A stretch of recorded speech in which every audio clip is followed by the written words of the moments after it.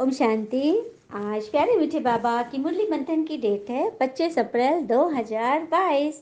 तो मीठे मीठे बाबा अपने मीठे मीठे बच्चों से कह रहे हैं, पुरानी देह, पुरानी दुनिया और देह के सभी विकारी स्वभाव संस्कार जो हमें हमेशा दुख देते हैं, उन सबको भूलो। एक बाबा को याद करो, श्रीमत पर चलो। पुरानी देह और देह के सभी विकारी स्वभाव संस्कार जो हमें दुख देते हैं, उन सबको भूल एक पिता को याद करना है, श्रीमत पे चलो। कभी भी इस धोखे में नहीं रहना कि हमारे संस्कार है ना वो अच्छे हैं, क्योंकि कहते हैं ना, एक से ज्यादा लोग यदि मिलते हैं तो परिवार बनता है। और ईंट से ईंट यदि जुड़ते जाती है तो दीवार बनता है। लेकिन आजकल गलत फहमी इतनी फैल गई है कि हर ईंट ये कहता है कि मेरी वजह से ही ये दीवार खड़ी है ना। तो ये सब जो संस्कार है, इसे भूलो, एक भगवान को याद करो, श्रीमत पे चलो। प्रश्न, पिता के साथ साथ वापस चलने के लिए बाबा की किस श्रीमत का पालन करना पड़े? भगवान के साथ वापस चलना है ना। भगवान आए ही हमें वापस ले जाने के, क्योंकि ड्रामा अब पूरा हो रहा है।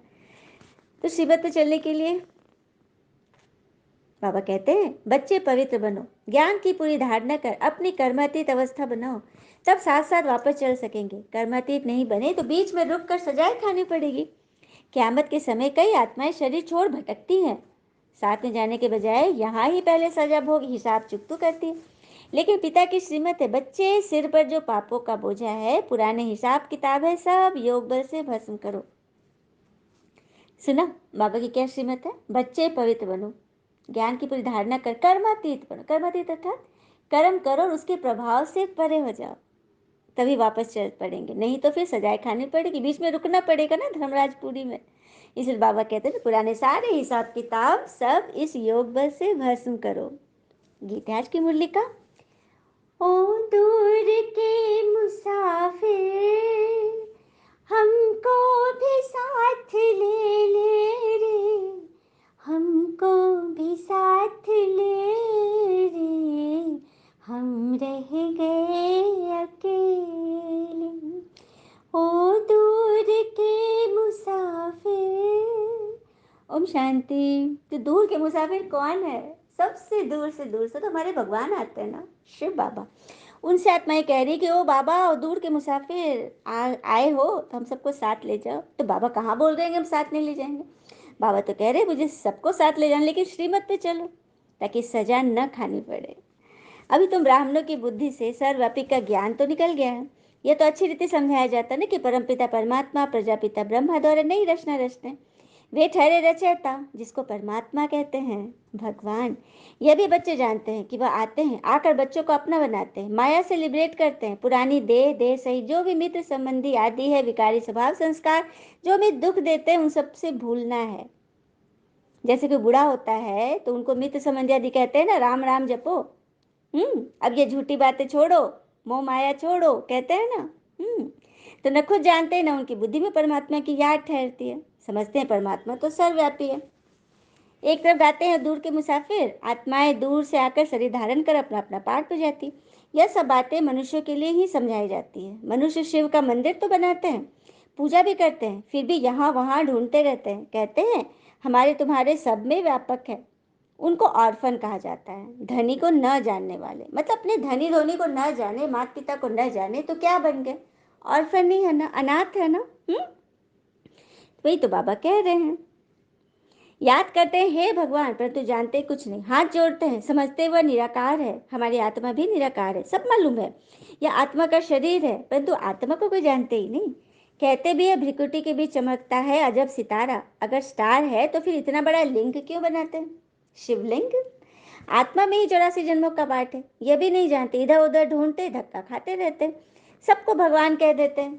सच बात है, जितने भी देवी देवता है सबको भगवान मान लेते। बद्रीनाथ भी भगवान, कृष्ण भी भगवान, हाँ, पत्थर ठिक्कर में भी भगवान। फिर इतना दूर दूर ढूंढने क्यों जाते हो? ये अमरनाथ, केदारनाथ, ये सब इतने दूर दूर क्यों जाते हो? हाँ, वहां से फिर जान गंवा के आते हो। कई बार ऐसा हुआ है, लेकिन फिर भी जाते हैं, जोखिम जान हथेली पे लेकर जाते हैं। जब यही भगवान है तो फिर ढूंढने की दरकार क्या है? जो हमारे देवी देवता धर्म वाला नहीं होगा, वह न ब्राह्मण बनेगा, न उसको धारणा होगी। वो ऐसे ही अच्छा अच्छा कहते रहेंगे। बाबा कहते, बच्चे मैं तुमको साथ ले चलूंगा। जब तुम श्रीमत पर चल पहले पवित्र बनेंगे, ज्ञान की धारणा करेंगे, अपनी कर्मातीत अवस्था बनाएंगे, तभी मेरे साथ घर पहुंचेंगे। नहीं तो बीच में रुककर बहुत कड़ी सजा खानी पड़ेगी। मरने के बाद कई आत्माएं भटकती भी है।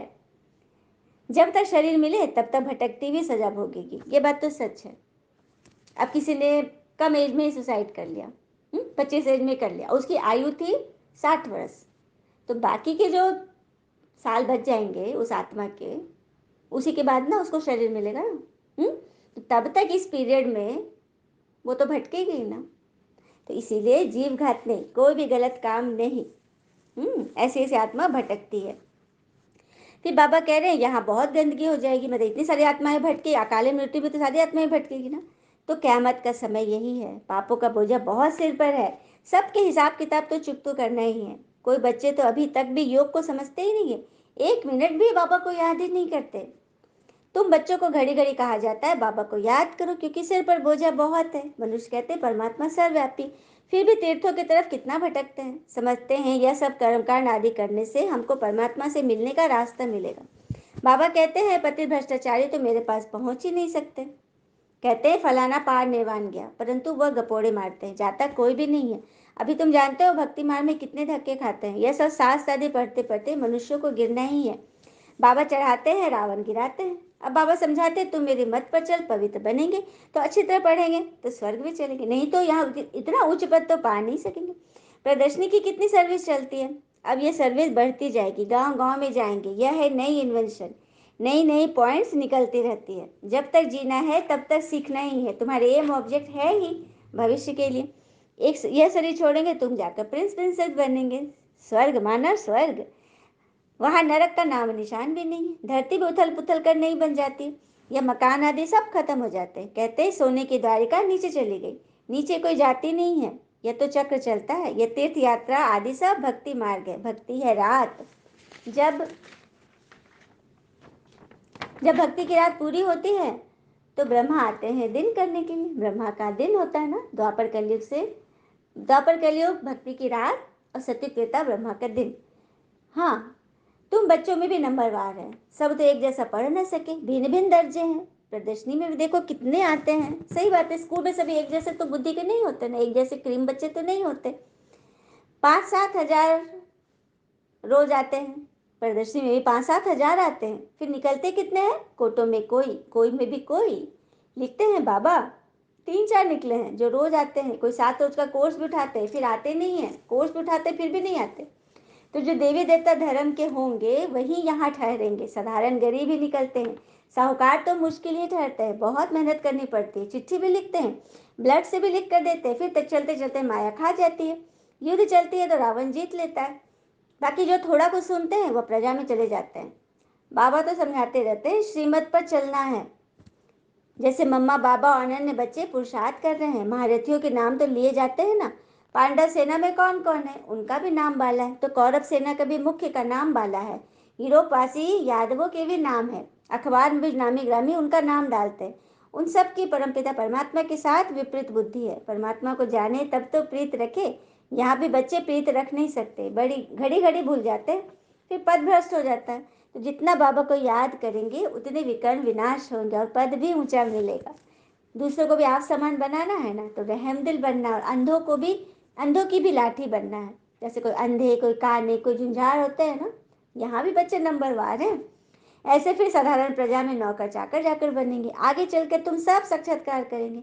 ईश्वर को सर्वव्यापी कहना यह कोई समझ नहीं है, ईश्वर तो ज्ञान का सागर है, वही आकर तुम्हें ज्ञान दे रहे हैं, राजयोग भी सिखला रहे हैं। श्री कृष्ण की आत्मा जिसने अब 84 जन्म पूरे किए हैं, अब वह राजयोग सीख रहे हैं। कितनी गुह्य बातें। इस समय सभी बाबा को भूलने के कारण दुखी बन पड़े हैं। तुम बच्चे कितना, जितना जितना पुरुषार्थ करेंगे उतनी तुम्हारे से खामियां निकलती जाएगी। बड़ी ऊंची मंजिल है तो पुरुषार्थ पे सारा मदार है ना। करोड़ों से 8 मुख्य निकलते हैं, फिर 108 की माला बनती, फिर ये 16 हजार, यह भी भीति दी जाती है पुरुषार्थ करने के लिए। बाबा बता रहे हैं पुरुषार्थ के लिए ये सब पॉइंट बताए जाते हैं। वास्तव में 16 हजार है नहीं, माला है 108 की, ऊपर फूल, फिर युगल दाना, नंबरवार विष्णु की माला बनती। पुरुषार्थ कराने के लिए कितना समझाया जाता है, जो धर्म के नहीं होंगे तो कुछ भी नहीं समझेंगे, स्वर्ग के सुख पाने के लायक नहीं। बस पुजारी बहुत है, वो भी आएंगे तो प्रजा में, प्रजापत तो कुछ नहीं है। मम्मा पापा भी कहते हैं तो फॉलो कर मम्मा पापा के तख्त नशीन बनो। हार्टफुल क्यों होते हो? स्कूल में कोई बच्चा कहे कि पास नहीं होंगे तो सब कहेंगे ना कि ये डल हेड है। सेंसेबल बच्चे बहुत अच्छा पढ़ते हैं, उच्च नंबर ले आते हैं। बाबा यहाँ पे समझा रहे हैं कि कभी भी पढ़ाई देखकर डरना नहीं कि हमसे नहीं होगा। पहले ही बोल देंगे पास नहीं करेंगे तो फिर कैसे होगा? तो उसको क्या कहेंगे? डल हेड ही कहेंगे ना। सेंसेबल बच्चे अच्छा पढ़ते हैं, उच्च नंबर भी ले आते हैं, उच्च पद पा लेते हैं। तुम बच्चे प्रदर्शनी में बहुत अच्छी सर्विस कर सकते हो। बाबा से भी पूछ सकते हो, बाबा मैं सर्विस करने लायक हूँ? तो बाबा बतला सकते हैं, बच्चे अभी तुमको बहुत कुछ सीखना है अथवा लायक बनना है। विद्वान आदि के सामने समझाने वाले भी होशियार चाहिए। पहले पहले तो वह यह निश्चय कराया जाता है कि भगवान आया हुआ है, बुलाते हो दूर देश के रहने वाले, आओ हमको साथ ले चलो, क्योंकि हम बहुत दुखी हैं। सत्युग में तो इतने सब मनुष्य होंगे ही नहीं, सभी आत्माएं मुक्ति धाम में रहेगी ना, बाकी सारे आत्माएं मुक्ति धाम में रहेगी, और सत्युग में तो थोड़े ही मनुष्य होंगे जिसके लिए दुनिया इतनी भक्ति करती है। मुक्ति धाम के लिए तो दुनिया भक्ति करती है। सभी साधु संत को क्या चाहिए? मुक्ति दे दो, मुक्ति चाहिए, मोक्ष चाहिए, निर्वाण धाम जाना है, तो सब वहां जाएंगे जाके। बाबा कहते मैं तो सबको ले जाता हूँ, सेकंड में मुक्ति जीवन मुक्ति देता हूँ। निश्चय हुआ तो जीवन मुक्त बनेंगे, फिर जीवन मुक्ति में भी पद है। ये भी बात है, जैसे निश्चय होगा भगवान मिले, पुरुषार्थ कर लिए, अच्छे पढ़ाई पढ़े तो उच्च नंबर मिला, लेकिन जीवन मुक्ति में भी पद है। तो पुरुषार्थ करना है तुम्हें राजा रानी पद पाने का। मम्मा पापा महाराजा रानी बनते हैं ना, तो हम क्यों नहीं बनेंगे? जब माता पिता बने तो बच्चे क्यों नहीं बनेंगे? पुरुषार्थ करने वाले छिप नहीं सकते। सारी राजधानी स्थापन हो रही, दैवी धर्म वाले जो भी है आएंगे जरूर, धीरे धीरे सारी आत्माएं आएंगी। मम्मा बाबा राजा रानी बनते हैं तो हम भी क्यों ना पुरुषार्थ करें। बाबा को बच्चे पत्र लिखते हैं, बाबा कभी कभी सेंटर पर आता हूँ, अब बच्चे की शादी करानी है, कोई ज्ञानी लड़का है लेकर दो तो शादी करावे। बच्चे कहे हम शादी नहीं करेंगे, बहुत बच्चियां मार खाती है, अबलाव पे अत्याचार होते हैं। बाबा लिखते हैं, माँ बाप और बच्चे तीनों ही बाबा के पास आ जाओ तो बाबा समझाएंगे। आदरणीय पिताश्री लिखते हो तो आ जाओ, पैसे नहीं टिकट के लिए तो वो भी मिल सकते हैं। बाबा कह रहे हर तरह की सेवा होती है।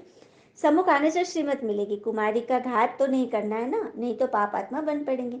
बाबा की श्रीमत पर चलकर पवित्र बनना पड़े। अच्छा, मीठे मीठे सिक्के लदे बच्चों प्रति माता पिता बाप दादा का याद प्यार और गुड मॉर्निंग।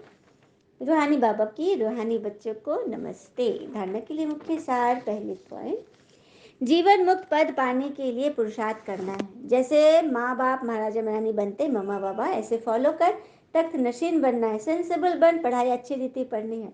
दूसरी पॉइंट, पिता से सच्ची प्रीत रखनी है। रहम दिल भर, अंधों को रास्ता दिखाना है, अंधों की लाठी बनना है।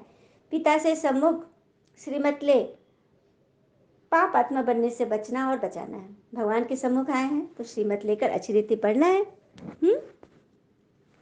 और कहते हैं ना, एक बुद्धिमान व्यक्ति कभी सब कुछ नहीं जानता, केवल मूर्ख ही हैं जो सब कुछ जानते हैं। तो हमें बाबा की श्रीमत से अपने को ही बचाना है। कभी ये नहीं कहना कि हम बहुत जानते हैं, मैं पर अहंकार में नहीं आना है। वरदान है, माया व प्रकृति के भिन्न भिन्न कार्टून शो को साक्षी बन देखने वाले संतोषी आत्मा बनो। माया व प्रकृति के भिन्न भिन्न कार्टून शो को साक्षी बन देखने वाले संतोषी आत्मा बनो। तो संगम युग पर बाप दादा की विशेष देन संतुष्टता है। संतोषी आत्मा के आगे कैसी भी हिलाने वाली परिस्थिति ऐसे अनुभव होगी जैसे पपेट शो, कठपुतली का खेल। आजकल कार्टून शो का फैशन है, तो कभी कोई भी परिस्थिति आए उसे ऐसा ही समझो कि बेहद की स्क्रीन पर कार्टून शो व पपेट शो चल रहा है।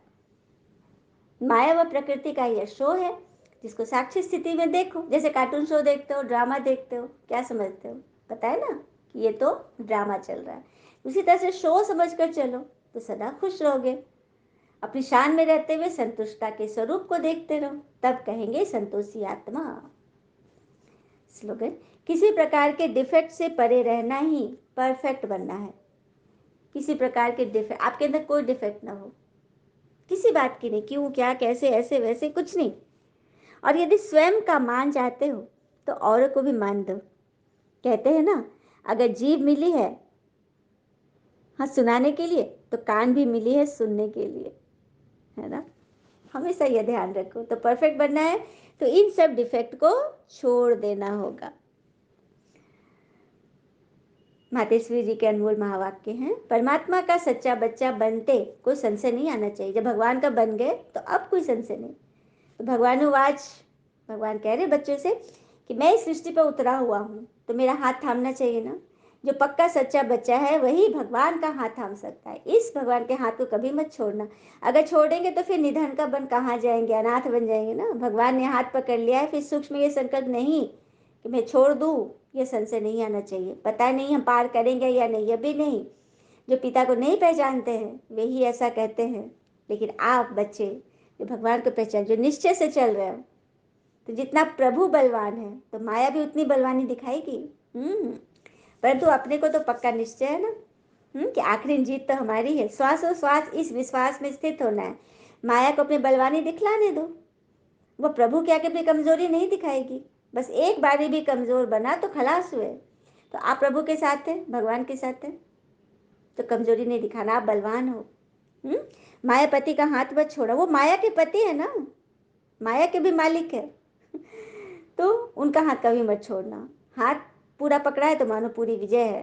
जब परमात्मा हमारा मालिक है तो उनका हाथ छोड़ने का संकल्प भी नहीं आना चाहिए। अगर हाथ छोड़ा तो इससे बड़ा मूर्ख कौन ठहरा।